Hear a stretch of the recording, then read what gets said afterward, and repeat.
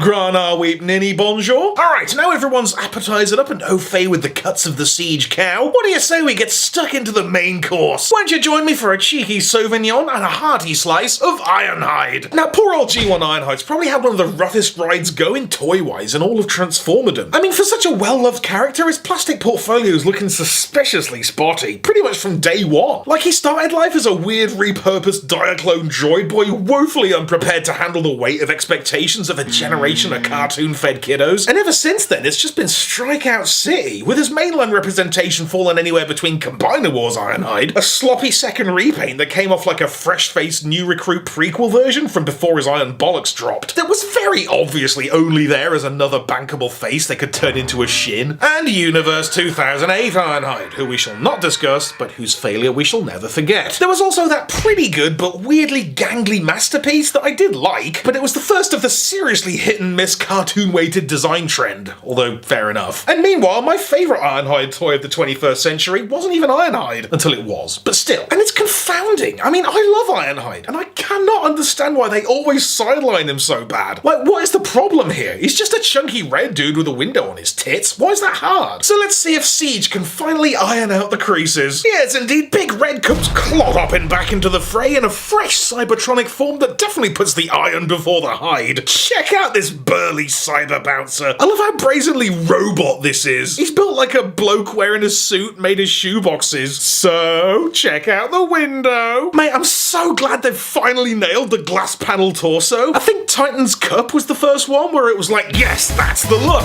And Ironhide is popping fresh with a crystal clear frontage looking onto an almost reflective silver backdrop with a nice angled closure. Head's handsome as heck with a composed, confident smolder under a weirdly tall, rounded helmet sporting a sick-ass Yondu mohawk. Not crazy about that countertop neck slab, though. I guess it works fine, but it just comes off a smidge unpolished. Arms are just the most obvious arms a robot could have. Just two beefy oblongs with hands on the end and some despairingly empty undersides. I love how Ironhide's shoulders are a thing now. Like, I think it started in the video game years, and while they're nowhere near as iconically uber huge here, they're still definitely a feature, with these crazy ridges and daft double hinges, and good god, that is some sculptage. Legs are likewise just wonderfully straight up shin boxes sporting a sassy silver stripe. Thighs are looking curiously compact there, and these tiny rounded hips just give me the Ghiblies a little bit, like they're the very tips of his femurs poking out. These outer flaps are a bit bemusing though, like they don't interfere with anything, but they just come off.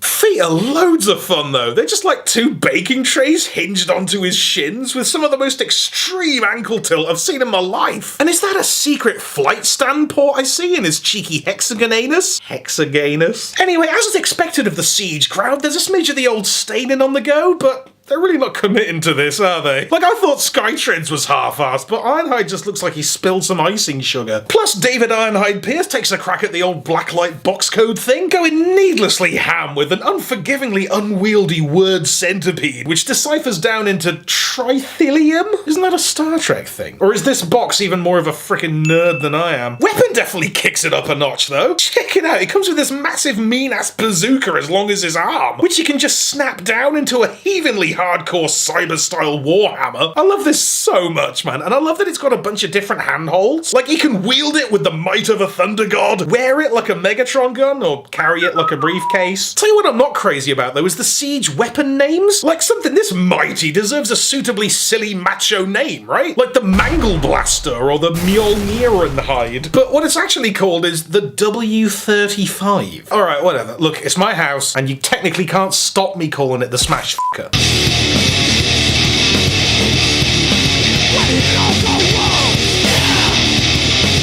Transformation's mostly fairly standard fold-up flip-out fare that peaks with a sensational vertical tummy rotate. That is the move. And the alt mode's a fittingly rugged workaday wedge machine. It's not like super badass or anything, just a chunky utility vehicle. Basically some kind of space minivan. And I'm okay with it. It definitely works for Ironhide. Looking ripe with the yellow stripe. I love the stark shape of it and the no-nonsense vibe. It's very him. Definitely a whiff of Snowcat on the go. And it's got the Siege super heavy sculpting and and bro, how many headlights do you need? But the wheels are a bit zestless and rattly, the arms and the feet are extremely visible, and I just hate that he's got his big stupid head right there in the window. I suppose canonically it's probably fine. It's Cybertron, right? Is disguise an issue? This is just fast travel mode. But what I mean is it does feel a bit weird post-Prime Wars to have such an awesome and prominent cockpit with nobody to sit in it. Also, the weapon doesn't integrate super well, but it's Siege. It's not like we're short a gun or two. You can just hook him up with some hot cog action or get down with the 6-gun for the absolute best bit of the whole Siege play pattern, which I've learned is called the Cybertronian Omnifunctional Modular Battle Assault Tech System, or yes, combat system. Oh no! More like cringingly overwrought, meandering, belaboured acronym.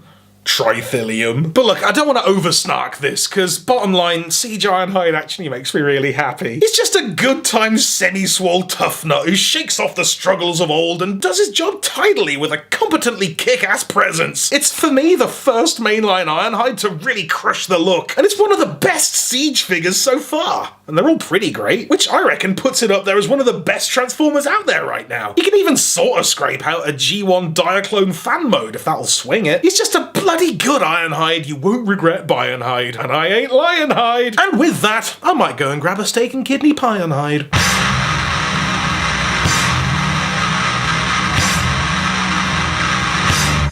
Random patron showed up. Hey, thanks for watching everybody, and huge shout outs to John Mulvihill for supporting the show. Also big shout outs to Charlie on Twitter for the best opening line that ever existed. Catch you on the next one!